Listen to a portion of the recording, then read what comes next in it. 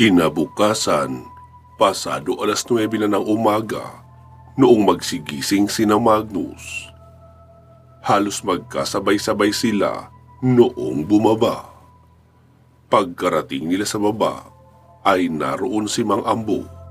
Sabi ni Magnus, "Mang Ambo, hindi kayo pumunta sa asyenda?" "Hindi mo na, Mags.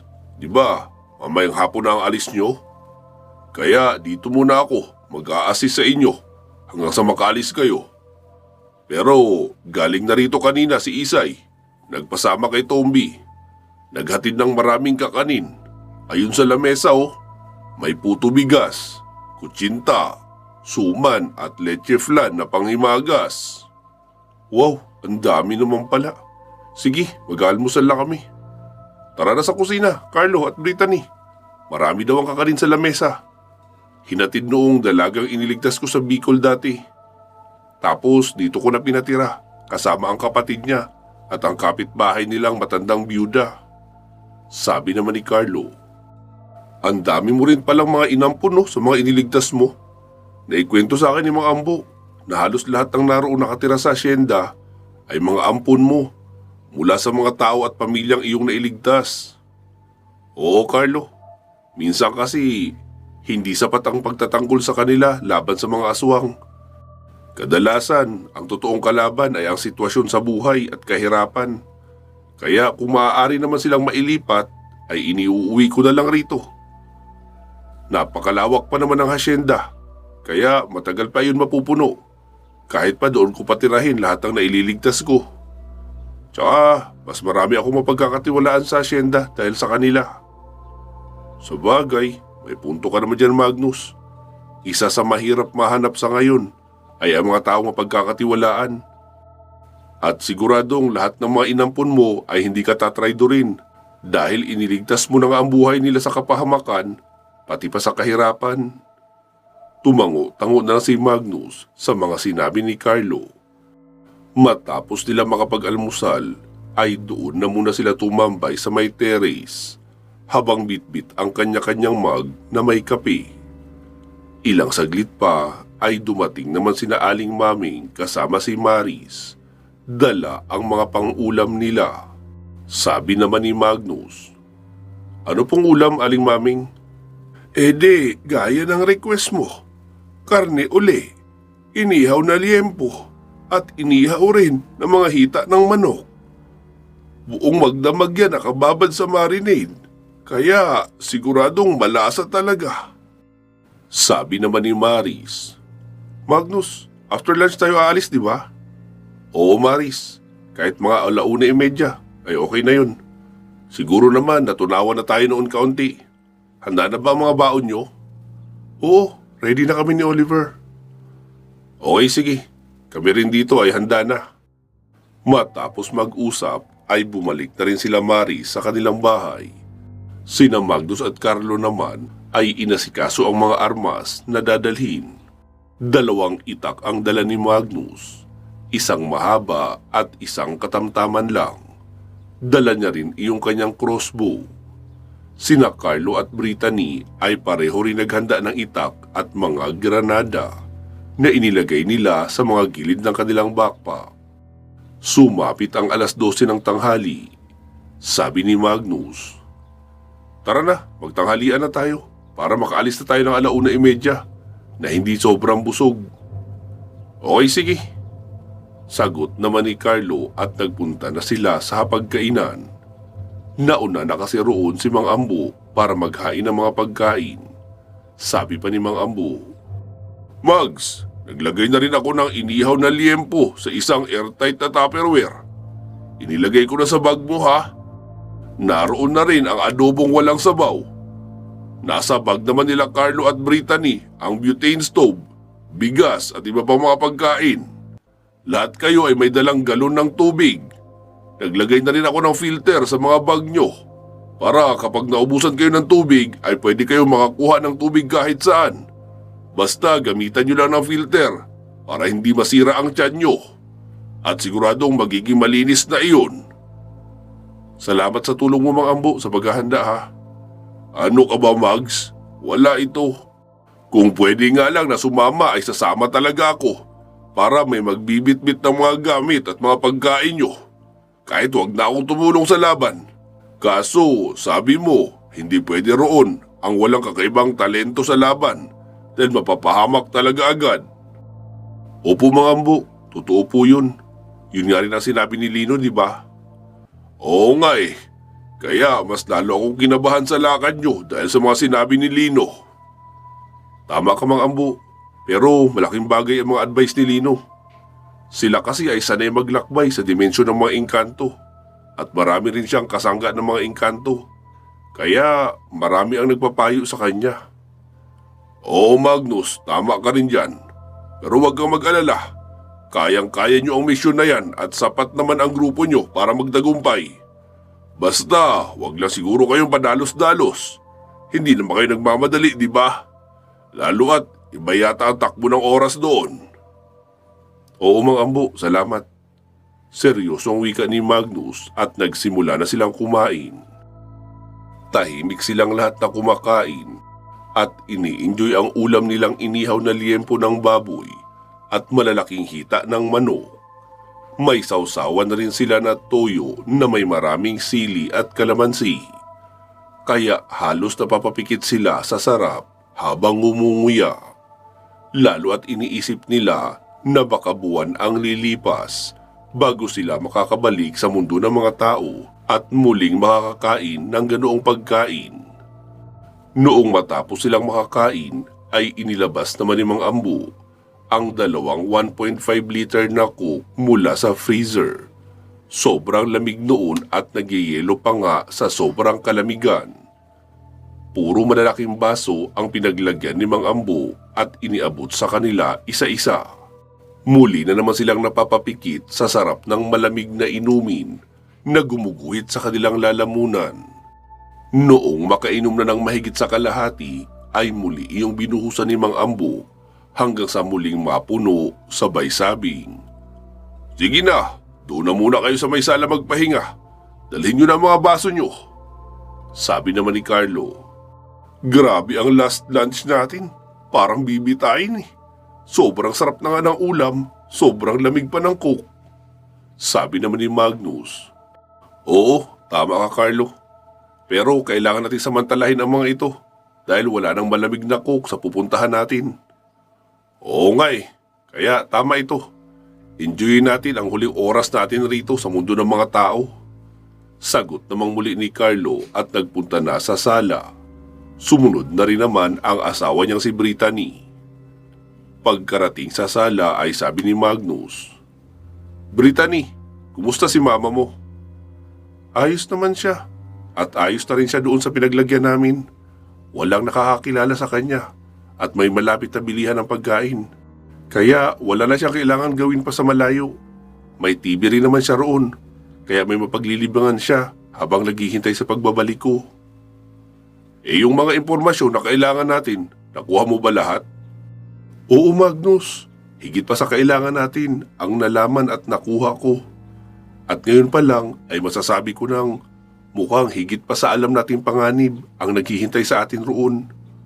Nakapunta na pala si Mama sa 7 dimensyon, pero walang gumagalaw sa kanila ni Papa noong nagpunta sila dahil kasama nila si Isabel. Iyon din ang dahilan kaya niya naidetalye sa akin lahat ng mga nakita niya roon. Isinulat ko na lang nga sa maliit na libreta para wala akong makalimutan. Sa dami kasi ng detalye sinabi niya, hindi malayong makalimutan ko ang iba." "Mabuti pala kung ganun. At least kahit delikado, ay alam naman natin ang maaring naghihintay sa atin roon." "Oo nga Magnus," sagot naman ni Brittany. Pagsapit ng 1:00 ng hapon ay nakita nilang paparating na sina Maris at Oliver.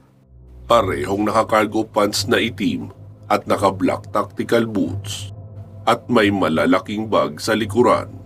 Sabi pa ni Maris, "Ano? Tara na." Sabi naman ni Magnus, "Okay sige, hintayin nyo kami dyan sa baba, bababa na rin kami." Tapos kanya-kanya na silang karga ng bag sa kanilang likuran. Noong mailagay na ang mga gamit sa likuran ay isa-isa na silang nagsibaba. Naroon na rin sa baba sina Aling Maming at Mang Rudy. para sumulyap sa pag-alis ng kanilang nag-iisang anak na babae. Sabi naman ni Magnus, "Brittany, saan nga pala ang portal na papasukan natin? Papunta sa dimensyon ni Abraham." "Hindi iyon malayo rito, pero kailangan natin magsasakyan." Sabi naman ni Magnus, "Mang Ambo, pakihatid pala kami sa lugar na iyon." Sabi naman ni Mari sa kanyang mga magulang, "Nay, Tay, huwag na po kayo sumama. Kakaiba ang portal na iyon. Hindi tayo sigurado kung wala bang lumalabas roon. Baka kasi may lumabas pa bigla na hindi kaaya-ayang nilalang matapos namin makaalis. Baka malagay pa kayo sa panganib at hindi na namin iyon malalaman kapag nakapasok na kami. Dahil hindi naman iyon literal na pinto na makikita pa namin kayo kahit nakapasok na kami sa loob." "Oo anak, hindi na kami sasama." Wika ni na Aling Maming tapos agad nang niyakap si Maris. Maging si Mang Rudy ay yumakap na rin sa anak. Saka hinarap si Oliver. "Oliver, protektahan mo ang anak ko ah.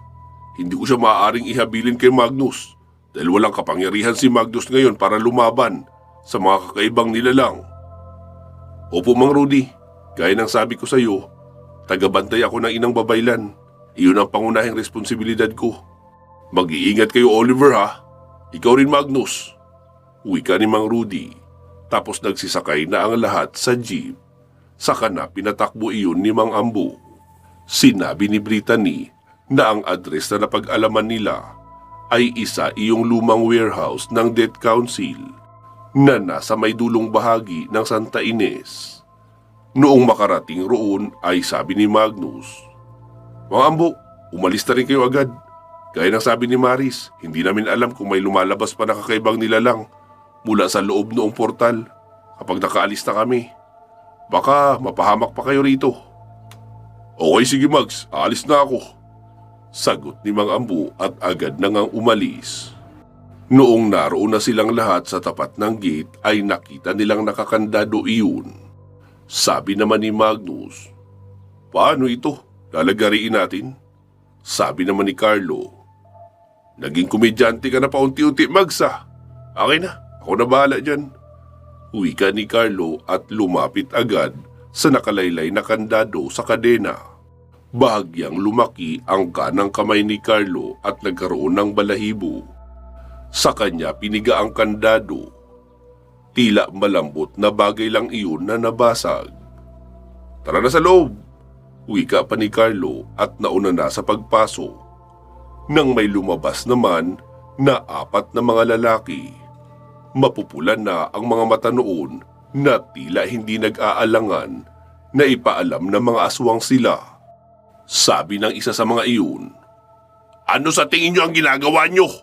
Hindi nyo ba nakikita na may nakasulat na private property sa labas?"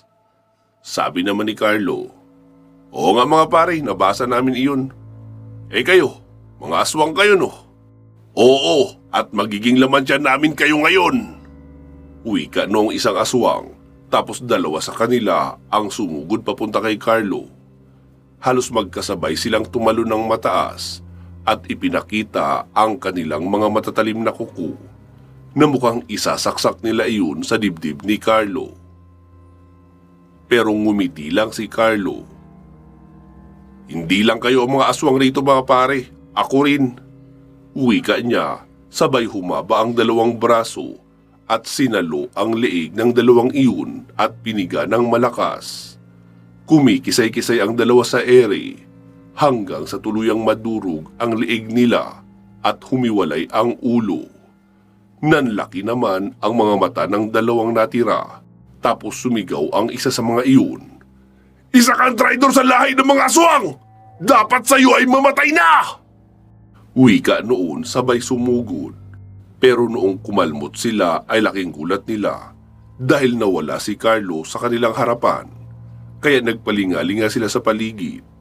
Nang magsalita si Carlo sa likuran nila, "Kayo ang dapat nang mamatay. Mga wala na rin naman kayong kwenta, salot lang kayo sa lipunan." Bago pa makalingon ang 2, ay tumagos na ang kamay ni Carlo sa kanilang dibdib habang hawak ang kanilang mga puso. Napailing-iling na lang si Carlo sabay sabing, "Ay, maghuhugas na naman tuloy ako ng kamay. Magnus, may dala ba tayong sabon? Oo, meron. May inilagay na sabon si Mang Ambo sa lahat daw ng bag. Check nyo na lang sa maliliit na bulsa. Sabi naman ni Brittany, heto mahal oh. Wika noon, sabay hagis na isang maliit na nakapak na sabon na nakita niya sa gilid ng bag. Lumapit naman si Carlo sa isang gripo at naghugas ng dugo ang mga braso mula sa dugo ng mga aswang na pinatay niya. Noong matapos siyang maghugas ay naroon na sa loob sina Magnus, Maris at Oliver. Tanging si Brittany na lang ang nakatayo sa may pintuan at hinihintay siya. Noong pumasok sila sa loob ay nagtuloy-tuloy na sila sa isang hagdanan paibaba hanggang sa makarating sila sa basement 2. Doon na nila nakita ang isang pintuan na tila kagubatan na sa kabilang bahagi dahil napuno ng mga baging at tuyong sanga ang nakapalibot roon. Sabi ni Oliver, mukhang ito na nga yun. Tara na. Sabi naman ni Brittany, teka lang, hindi tayo pwedeng pumasok na lang basta-basta dyan. Dahil agad nilang malalaman na may pumasok na hindi nila kaalyansa kapag hindi isinagawa ang ritual na pagpapaalam bago dumaan. Sabi naman ni Magnus, ha? May ganun pang kailangan? Anong ritual naman? Itinuro sa akin ni Mama kung papaano. Sagot pa ni Brittany at lumapit sa pintuan. Tapos kinuha ang kanyang libreta at may hinanap. Noong nakita niya na ang orasyon na gagamitin, ay kinagat niya na ang kanyang sariling pulsuhan at ipinatak sa may pintuan ang kanyang dugo. Saka binasa ang susing salita. Pintuan ng dimensyon, ibigay ang pahintulot sa aming pagdaan nang walang hahadlang mula sa lahi at lipi ni Abraham. Matapos iyong basahin ni Brittany, ay nagliwanag ng pula ang lagusan. Tara na. Okay na raw kapag nagliwanag ng pula, sabi ni Mama. Wika pa ni Brittany, tapos nauna nang pumasok sa nasabing portal. Agad namang sumunod sina Magnus, Carlo, Maris at Oliver. Noong tuluyan silang makapasok ay bigla na lang nawala ang portal sa kanilang likuran. Sabi pa ni Magnus, mukhang mahirap na nga makalabas rito kapag nakapasok na. Dahil kusang nawawala ang mga portal eh. Mabuti na lang talaga naisip ni Lino na bigyan tayo ng susi papalabas. Mukhang maliban rito ay wala na tayong mahahanap na exit papabalik sa mundo natin. Sabi naman ni Carlo, kaya ingatan mong mabuti yung batong yun ha. Abay oo naman, nakatali kaya iyon ng mabuti sa katawan ko. Para kahit mahiwalay ako sa lahat ng gamit ko ay nasa atin pa rin ang batong ito. Okay, mabuti kung ganun. Noong naroon na nga sila sa loob, ay sabi ni Magnus, anong oras ngayon rito? Parang papadilim na eh. Maggagabi na yata. Sabi naman ni Brittany, huwag muna kayong maingay. Ang sabi ni Mama ay ang unang bahagi na mapapasukan natin ay ang dimensyon ng patay na kahoy. Sabi naman ni Carlo, ibig bang sabihin noon, safe pa tayo? Dahil narito tayo sa lugar ng mga patay na kahoy? Naku mahal, hindi. Dahil may ikalawang pangalan ang bahaging ito. Tinatawag rin itong gubat ni kamatayan. Nakikita mo yung mga patay na kahoy na yan sa ibaba? Patay na kahoy lang sila kung titignan. Pero sila mismo ang papatay sa atin. Buhay ang mga iyan at gumagalaw ang kanilang mga baging. At iyon ang huhuli sa atin. Ililingkis tayo sa mga patay na puno. Tapos, saka naman magdaratingan ang mga aswang na tinatawag na gar o garuda. Sila ang kakain sa mga taong nahuhuli ng mga baging. Sabi naman ni Oliver, Brittany, anong klaseng aswang yung mga sinasabi mong gar o garuda? Ngayon pa lang kasi ako nakarinig noon. Tumingin muna si Brittany kay Carlo. Sabi naman ni Carlo, oo sige, ikwento mo na. Hindi naman ibig sabihin na ginawa ng pamilya mo ay ganun ka na rin. Hindi ka na nila kaisa sa masasamang layunin ngayon. Kaya wala ka nang dapat ikahiya. Huminga ng malalim si Brittany bago nagsalita. Ganito yan, Oliver. Sa Bohol, Tatlong lahi ng aswang ang nasa ilalim ng organisasyon ng aming pamilya. Una ay kami, mga lahing kudrawan. Para kaming mga hybrid ng vampire at dugong babaylan. Tapos iyong mga malalakas naming mandirigma, hybrid din sila. Resulta ng genetic modification ng aking ama. Sila ang mga baltukan mula sa orihinal na dugo ng taong lobo na inayos at pinalakas sa laboratorio at naging mas malalaki at mas malalakas sa mga normal na taong lobo. Hindi sila ganoon karami dahil mahirap gumawa ng ganoong variant ng dugo. Pero alam mo ang nakakatawa sa eksperimentong iyon? Kahit sila ang inaasahan namin pinakamalakas na berdugo ng pamilya namin, lahat naman sila ay napatay ni Magnus na hindi namin mapaniwalaan kung paano nangyari. Dahil noong unang malaking sagupaan sa hasyenda nila Magnus, ay 13 sa mga baltukan namin ang namatay. Tapos noong umakyat naman ang ibisa si Magnus, ay nagpasunod pa kami ng 7 baltukan. Sila iyong huling miyembro na nagmula sa orihinal na 20 baltukan na nilikha ng aking ama. Pero lahat sila ay hindi na rin nakabalik pa ng buhay. Tapos doon na tayo magtungo sa tanong mo tungkol sa mga gar o garuda.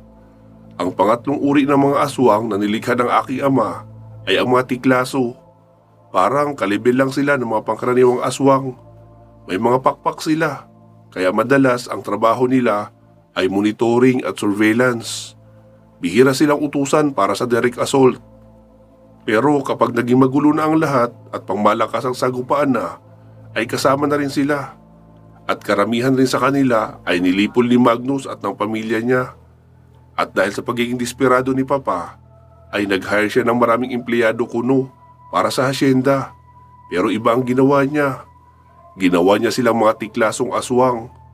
Kaso nagka-problema naman sa formula. Nagagawa nilang maging mga aswang na may pakpak, pero hindi na sila nakakabalik sa pagiging tao. At kapag nasisikatan na sila ng araw na may pakpak pa, ay nanghihina na sila at nagkakasakit. Kaya naman, kailangan raw silang ihanap ng lugar na hindi matindi ang epekto ng araw. May makukuhang liwanag pero hindi kasing tindi sa mundo ng mga tao. Kaya dito sila inilagay sa dimensyon ni Abraham. At maliban sa mga batch na nilikha ni Papa sa mansyon namin, ang sabi ni Mama ay pinagawa pa raw sila ni Isabel ng mahigit sa 100 na mga tiklaso na ipinakalat rito sa dimensyon ni Abraham at sila na iyong tinatawag na Garuda o Gar. Sabi naman ni Oliver, "Grabe pala ang pamilya niyo, no? Talagang ginamit niyo ng baluktot ang science." Hindi na sumagot pa si Brittany. Sabi naman ni Magnus, "Oo, tama ka Oliver, pero noon lang yun. Dahil ngayon, ginagamit na nila ang siyensya para sa kabutihan. Ayan nga ang unang bersyon. Sila Carlo at Brittany ang unang bersyon ng paggamit ng genetic modification sa dugo ng mga aswang. Kaya wag mo naman masyado ipagdiinan ang mga maling nagawa ng nakaraan. Tsaka, narinig mo naman ang sinabi ni Brittany. Sa dami ng malalakas nilang aswang, lahat iyon ay ako at pamilya ko pati ng mga kasangga ako ang pumatay. Partida pa yun wala pa akong gabay noong simula. At hindi pa rin makapangyarihang babaylan si Maris. Kaya hindi ako masyadong bitter sa ginawa ng pamilya nila ng mga halimaw dati. Pakiramdam ko ay ginawa lang iyon para i-training ako, para matutong lumaban at mas maging malakas." Sa bagay, tama ka Magnus. Kung sobra-sobra ang lakas ng mga iyon, malamang matagal ka nang namayapa.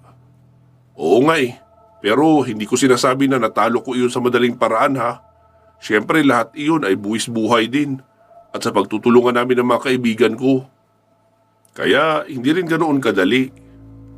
Nakita nilang lumapit si Brittany sa may gilid ng bangin habang nakatingin sa mga patay na kahoy sa ibaba. Tapos tinignan ang kanyang libreta. Noong bumalik ay sabi ni Brittany, "Bukas na tayo magsimula sa paglalakbay. Papagabi na rito ngayon at mahihirapan tayong makipagpatintero sa mga kalaban sa ibaba kung madilim ang paligid natin."